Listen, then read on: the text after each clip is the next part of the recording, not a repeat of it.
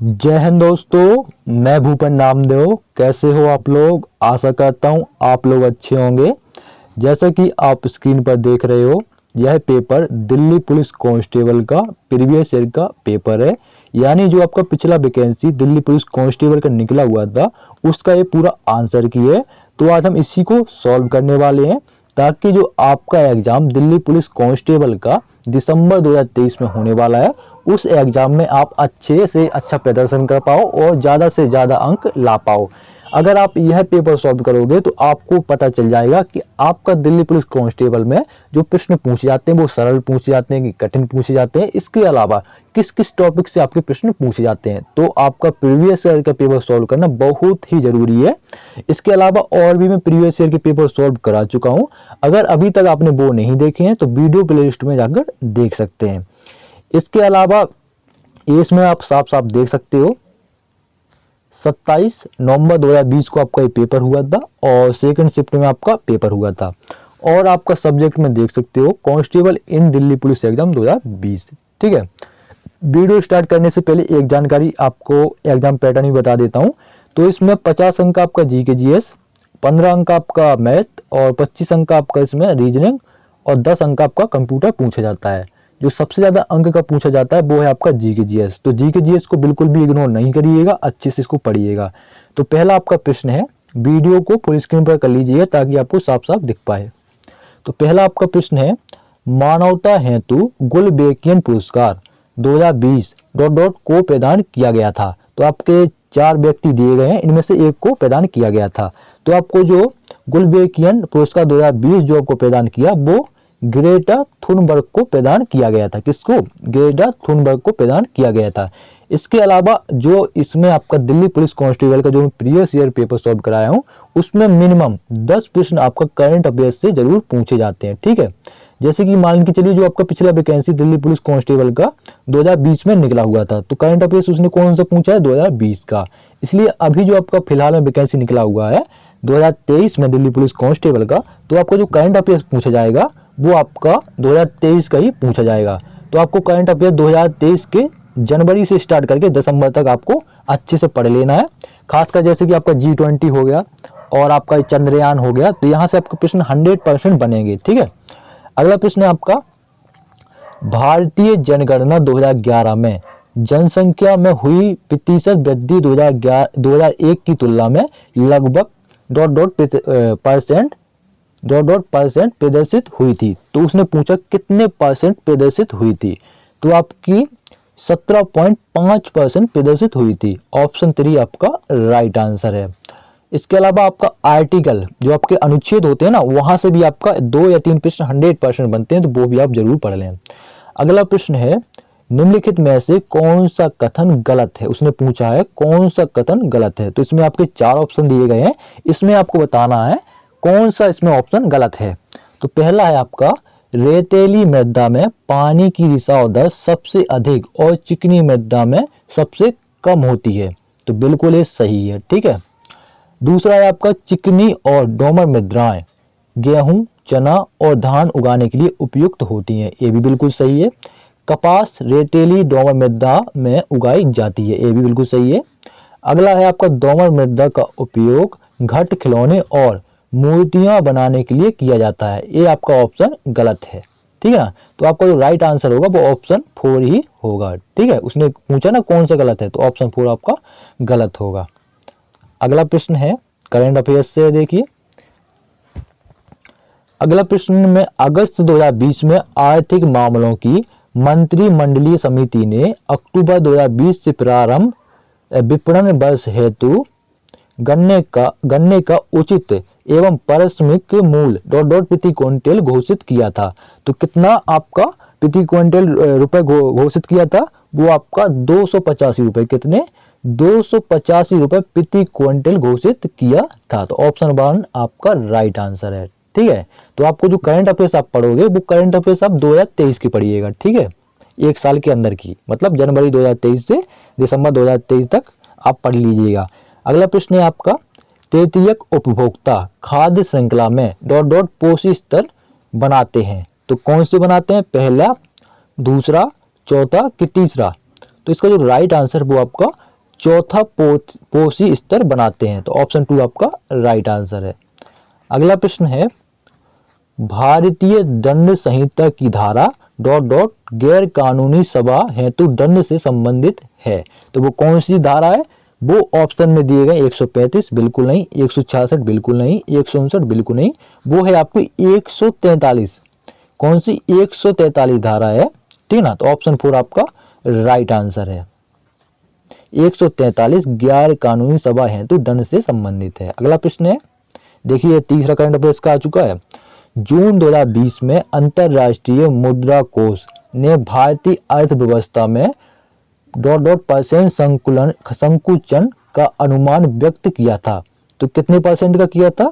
Option में 6.2%, 8.50%, 2.25% कि 4.50%। तो उसका जो राइट आंसर है वो है आपका 4.50%, ठीक है ना, आपका संकुलन अनुमान किया था। तो ऑप्शन 4 आपका राइट आंसर है। अगला प्रश्न है, सोडियम कार्बोनेट का उपयोग ... किया जाता है। तो जो आपका सोडियम कार्बोनेट है उसका उपयोग किसके लिए किया जाता है?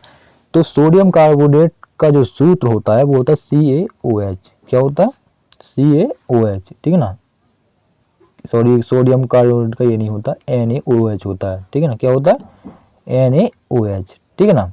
तो NaOH या सोडियम कार्बोनेट का उसने उपयोग पूछा किस काम आता है। तो इसका जो राइट आंसर वो है आपका ऑप्शन 3, जल की स्थायी कठोरता को दूर करने का कार्य करता है। कौन? Sodium carbonate. तो ऑप्शन 3 आपका राइट आंसर है। अगला प्रश्न है, बायोगैस के संबंध में निम्नलिखित में से कौन सा कथन गलत है? तो आपका जो पहला ही आपका गलत है, जैसे कि बायोगैस में मीथेन 1% कम होता है। तो ये आपका ऑप्शन गलत है। तो यही आपका सही ऑप्शन होगा। उसने पूछा कौन सा गलत है, तो पहला ऑप्शन गलत है। तो ऑप्शन 1 आपका राइट आंसर। अगला प्रश्न है, महापदानंद ने ... साम्राज्य पर शासन किया था। तो जो आपके महापदानंद है उन्होंने किस साम्राज्य पर शासन किया था, यह उसने पूछा है। तो ऑप्शन में अवंती शासन, वत्स शासन, कौशल शासन की मगध शासन। तो जो आपका महापदानंद है उन्होंने मगध पर शासन किया था। किस पर? मगध पर। तो ऑप्शन 4 आपका राइट आंसर है, ठीक है ना। अगला प्रश्न है, 2020-21 के अनुसार किसी लागत एवं मूल आयोग ... के लिए न्यूनतम समर्थन मूल्य अनुशंसित नहीं करता है। तो किस पर नहीं करता? वो आपका अलसी पर नहीं करता। अलसी के लिए, ठीक है ना, अलसी के लिए न्यूनतम समर्थन मूल्य अनुशंसित नहीं करता, ठीक है ना। जो आपकी अलसी फसल है उसके लिए नहीं करता है। अगला प्रश्न है, निम्नलिखित में से कौन सा कथन गलत है? तो आपके 4 ऑप्शन दिए गए हैं, इनमें से आपको बताना कौन सा गलत है। तो ऑप्शन 2 आपका गलत है। रिजर्व बैंक ने अप्रैल 1947 तक पाकिस्तान के केंद्रीय बैंक के रूप में कार्य किया। तो भाई एक गलत है, ठीक है ना। तब की आपकी, खैर छोड़ो वो हटाओ, ऑप्शन 2 आपका सही है, ठीक है ना। अगला प्रश्न है, लॉर्ड वोल्डेमॉर्ट ... की पुस्तक श्रृंखला में एक काल्पनिक चरित्र है। तो कौन सा है? वो है आपका J.K. रॉलिंग। कौन सा है? J.K. रॉलिंग। ऑप्शन 1 आपका राइट आंसर है। अगला प्रश्न है, त्रिपुरा का एक प्रमुख पर्व है जिसमें पालतू पशुओं और धन संपत्ति के देवी देवताओं की पूजा की जाती है। तो वो कौन सा ऐसा एक पर्व है? वो है आपका गरिया पूजा। कौन सी है? गरिया पूजा, ठीक है ना। जो कि आपका त्रिपुरा का एक प्रमुख पर्व है जिसमें पालतू पशुओं और धन संपत्ति, तब की इसमें लिखा हुआ धन संपत्ति, ठीक है, धन संपत्ति के देवी देवताओं की पूजा की जाती है। तो वो है आपका गरिया पूजा। अगला प्रश्न है, निम्नलिखित में से कौन सा मठ सिक्किम में स्थित नहीं है? तो वो कौन सा मठ है? वो है आपका ताबो मठ, ठीक है ना। ताबो मठ आपका सिक्किम में स्थित नहीं है। बाकी आपका इंचे, रालोंग और पेमा यांगसे ये आपका सिक्किम में स्थित है। तो उसने पूछा नहीं स्थित, तो वो आपका ताबो नहीं स्थित है। ऑप्शन 2 आपका राइट आंसर। अगला प्रश्न है, सितंबर 2020 में निम्नलिखित में से कौन सा भारतीय युद्धपोत अलंग शिप ब्रेकिंग यार्ड में विनिष्टीकरण के लिए पहुंचा था? तो वो कौन सा है? वो है आपका INS विराट। कौन सा है? INS विराट। ऑप्शन 2 आपका राइट आंसर है। एक था INS विक्रांत, ठीक है ना, जो आपका 1971 की लड़ाई में काम आया था, जिसने वो आपकी पनडुब्बी थी, का नाम उसकी पाकिस्तान की गाजी पनडुब्बी, उसको मार गिराया था, ठीक है, INS विक्रांत ने, ठीक है ना। अब तो उसका मलबा से आपका एक विक्रांत गाड़ी निकली है, बाइक। अगला प्रश्न है, भारतीय दंड संहिता के अंतर्गत यदि कोई व्यक्ति आत्महत्या करने का प्रयास करेगा तो उसे साधारण कारावास से दंडित किया जाएगा, जिसे डॉट तक बढ़ाया जा सकता है, या फिर आर्थिक दंड, या दोनों से दंडित किया जाएगा। आर्थिक मतलब रुपयों से, या तो वहां जेल पर रहना पड़ेगा, तो दोनों से आपको दंडित किया जाएगा। तो उसने पूछा कितने साल तक रह सकता है, तो वो आपका अधिकतम 1 वर्ष तक रह सकता है, ठीक है ना, उसने पूछा है। तो उसे साधारण कारावास से दंडित किया जाएगा, जिसे 1 वर्ष तक बढ़ाया जा सकता है, ठीक है ना। तो राइट आंसर है आपका 1 वर्ष। अगला प्रश्न है, मृदा की यानी भूमि या मिट्टी की नमी बनाए रखने के लिए जैविक पदार्थ की एक परत से अनावृत भूमि को ढकने की प्रक्रिया को कहा जाता है। तो क्या कहा जाता है, उसको मल्चिंग कहा जाता है। क्या कहा जाता है, मल्चिंग कहा जाता है। सीढ़ीदार खेती बिल्कुल नहीं, समोच्च जुताई बिल्कुल नहीं, अंतर फसल बिल्कुल नहीं, ठीक है ना। अंतर फसल वो कहलाती है एक साथ छोड़ के एक को बोते हैं, वो आपका अंतर फसल कहलाती है, ठीक है ना। अगला प्रश्न है आपका, बैंकिंग विनियमन अधिनियम 1949 की धारा 25 के अंतर्गत प्रत्येक तिमाही के अंतिम शुक्रवार को व्यवसाय की समाप्ति पर शुक्रवार को सार्वजनिक अवकाश होने की स्थिति में पूर्ववर्ती कार्यदिवस के व्यवसाय की समाप्ति पर प्रत्येक बैंकिंग कंपनी की भारत में परिसंपत्तियां भारत में इसकी मांग और समय देयताओं के डॉट से कम नहीं होनी चाहिए। तो कितने % से कम नहीं होना चाहिए, तो आपका 75% से कम नहीं होना चाहिए। अगर ऐसे प्रश्न आते हैं तो इनमें टाइम बहुत लगता है, क्योंकि आप तो पेपर तो होना है ऑनलाइन, तो आपको स्क्रीन पर देखना पड़ता है कंप्यूटर की, तो वहाँ पढ़ने में भी टाइम लगता है। तो अगर आपको ज़्यादा इसमें वो तो छोड़ देना भी जरूरी है, ठीक है ना। हिस्ट्री पॉलिटिक्स से आए तो वो आराम से समझ में आ जाता है, ठीक है। इकोनॉमी से क्वेश्चन है आपका बैंक वाला, तो ज़्यादा समझ में नहीं आता। अगला प्रश्न है, निम्नलिखित में से कौन सा पशु वैदिक भारत में अश्वमेध अनुष्ठान से संबंधित है। तो अश्व का मतलब होता है घोड़ा, क्या होता है, घोड़ा होता है अश्व का मतलब, ठीक है ना। तो आप इसी से आप अंदाजा लगा लीजिए कि आपका अश्व से घोड़ा होता है, तो इसका राइट आंसर भी घोड़ा ही होगा। उससे पूछा क्या है, निम्नलिखित में से कौन सा पशु वैदिक भारत में अश्वमेध अनुष्ठान से संबंधित था। तो अश्व माने होता है घोड़ा, तो ऑप्शन 2 आपका राइट आंसर है, ठीक है। बैल बकरा तो बिल्कुल भी नहीं हो सकता, ये आप दिमाग से निकाल लीजिए, होगा या हाथी या घोड़ा। तो उसने अश्व बोला, तो इसी से आप अंदाजा लगा लीजिए घोड़ा। तो राइट आंसर आपका 2 है। अगला प्रश्न है आपका, which of the following is not a term used to denote couplets of a ghazal, ठीक है ना। तो गजल है आपका, तो उसका जो राइट आंसर वो आपका मांड या मंड, ऑप्शन 1 आपका राइट आंसर। इसको ट्रांसलेट कर लीजिएगा, मुझे ट्रांसलेट करते नहीं बनता, थोड़ा इंग्लिश में कमजोर है। अगला प्रश्न है, निम्नलिखित में से कौन सा शब्द नदियों से संबंधित नहीं है। तो ऐसा कौन सा शब्द है जो आपका नदियों से संबंधित नहीं है, आपका वितारिका बिल्कुल है, जलप्रपात बिल्कुल, वहीं से तो आपका झरना सा गिरता है, वही तो जलप्रपात कहलाता है आपका। विसर्प ये भी है आपका, और जो नहीं है वो है आपका उत्खंड। क्या नहीं है, उत्खंड नहीं है, ऑप्शन 2 आपका राइट आंसर। अगला प्रश्न है, राजा समुद्रगुप्त के दरबार में एक कवि और मंत्री थे। तो आपके राजा समुद्रगुप्त के दरबार में एक कवि और मंत्री थे, उनका नाम क्या है। तो आपके हरिसेन, कौन, हरिसेन राजा समुद्रगुप्त के दरबार में एक कवि और मंत्री थे, ऑप्शन 2 आपका राइट आंसर है। ये भी यार इंग्लिश में दे दिए, मुझे समझ नहीं आता कि जब पेपर हिंदी में लैंग्वेज रखी है पेपर की, तो उसमें इंग्लिश जो देगा, अगर कोई कैंडिडेट हिंदी वाला है तो वो इंग्लिश का प्रश्न कैसे कर पाएगा यार। Leaves of the nettle plant secrete acid which cause a painful sting on touching.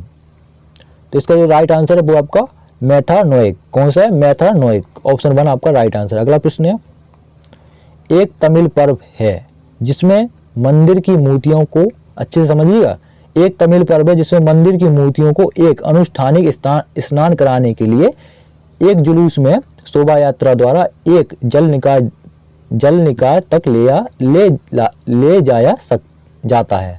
वो कौन सा ऐसा त्योहार है, वो है आपका मासी मागम। कौन सा त्योहार है? वो है आपका मासी मागम, एक तमिल पर्व है जिसमें मंदिर की मूर्तियों को एक अनुष्ठानिक स्नान कराने के लिए एक जुलूस में एक जल निकाय तक ले जाया जाता है। ऑप्शन 1 आपका राइट आंसर। अगला प्रश्न है द डिसाइपल, क्या द डिसाइपल चेतन तमहाणे की डॉट डॉट में एक पुरस्कार विजेता फिल्म है, वो है आपकी मराठी। कौन सी फिल्म है?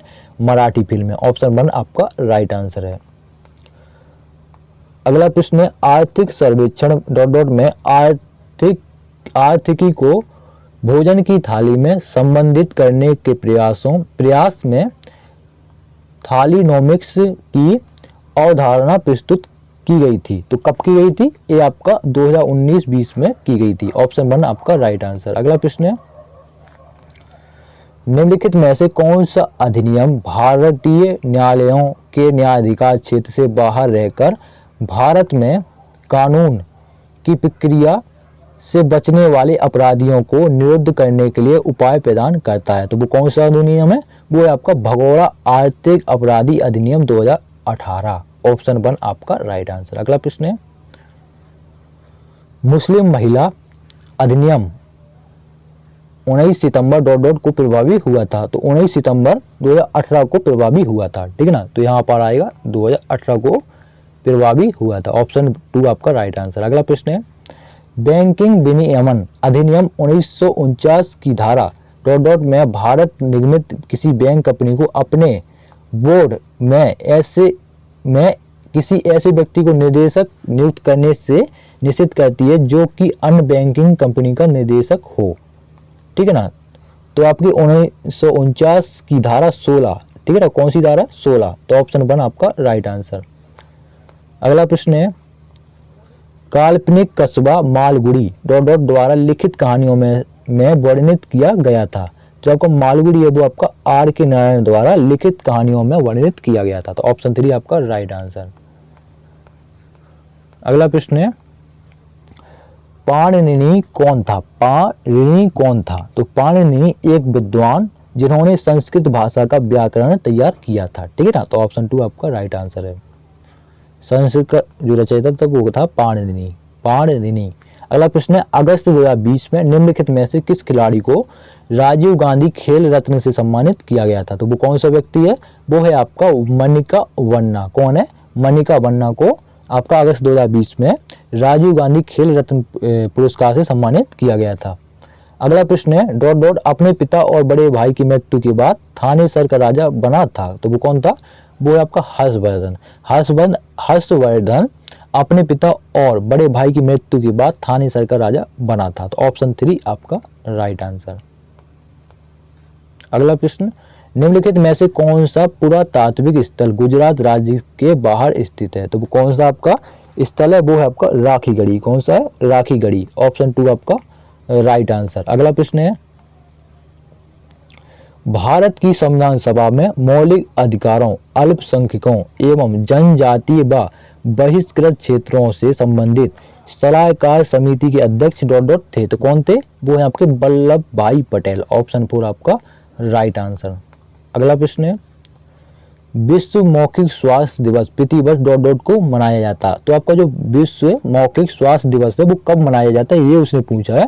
तो ये 20 मार्च को मनाया जाता है। कब मनाया जाता है? 20 मार्च को। तो ऑप्शन 3 आपका राइट आंसर है। अगला प्रश्न है अगस्त 2020 तक की स्थिति के अनुसार ग्राहम रीड भारतीय पुरुषों की डॉट डॉट टीम के मुख्य कोच हैं। तो जो आपके ग्राहम रीड हैं वो आपका हॉकी के मुख्य कोच हैं। कौन सा खेल? वो आपके हॉकी के मुख्य कोच हैं। भारत का राष्ट्रीय खेल क्या है? हॉकी, ठीक है ना। ऑस्ट्रेलिया का क्या है? क्रिकेट। बास्केटबॉल शायद अमेरिका का, फुटबॉल पता नहीं। अगला प्रश्न है दीर्घ निकाय कौन? दीर्घ निकाय डॉट डॉट के प्रवचनों का एक संग्रह है। दीर्घ निकाय डॉट डॉट के प्रवचनों का एक संग्रह है। तो दीर्घ निकाय बौद्ध के प्रवचनों का एक संग्रह है। ऑप्शन 3 आपका राइट आंसर, बौद्ध। अगला प्रश्न है केंद्रीय बजट 2020-21 में घोषित किसान रेल योजना के अंतर्गत प्रथम रेल परिवहन सेवा डॉट को प्रारंभ हुई थी? कब प्रारंभ हुई थी किसान रेल योजना? वो आपकी 7 अगस्त 2020 को प्रारंभ हुई थी, 7 अगस्त 2020 को। अगला प्रश्न है, प्रवासी रोजगार डॉट की एक पहल है जो नौकरियों के इच्छुक लोगों को उपयुक्त नियोक्ताओं से जोड़ने की आवश्यकता पूर्ति करती है। तो वो किसकी है? वो आपका सोनू सूद की एक पहल है। किसकी? सोनू सूद, जो कि आपके एक्टर हैं। अगला प्रश्न, इनाम गांव उत्खनन स्थल डॉट नदी के किनारे स्थित है। जो आपका इनाम गांव उत्खनन स्थल है वो आपका किस नदी के किनारे स्थित है? तो वो आपका घोड़ नदी। कौन सी नदी? घोड़ नदी के किनारे स्थित है। ऑप्शन 3 आपका राइट आंसर। अगला प्रश्न है, अगस्त 2020 में जर्मन फुटबॉल दिग्गज बोरुसिया डॉर्टमुंड के साथ निम्नलिखित में से किस फुटबॉल क्लब ने 2 साल की साझेदारी की थी? तो किसने की थी? वो आपका हैदराबाद एफसी ने की थी। किसने? हैदराबाद एफसी ने की थी। अगला प्रश्न है, मैदानों के विषय में निम्नलिखित में से कौन सा कथन गलत है? तो आपको गलत बताना है। तो इसमें जो गलत है वो है आपका, भारतीय गंगा का मैदान भारत का सबसे विरल जनसंख्या वाला क्षेत्र है। ये आपका गलत है। तो ऑप्शन 3 आपका राइट आंसर।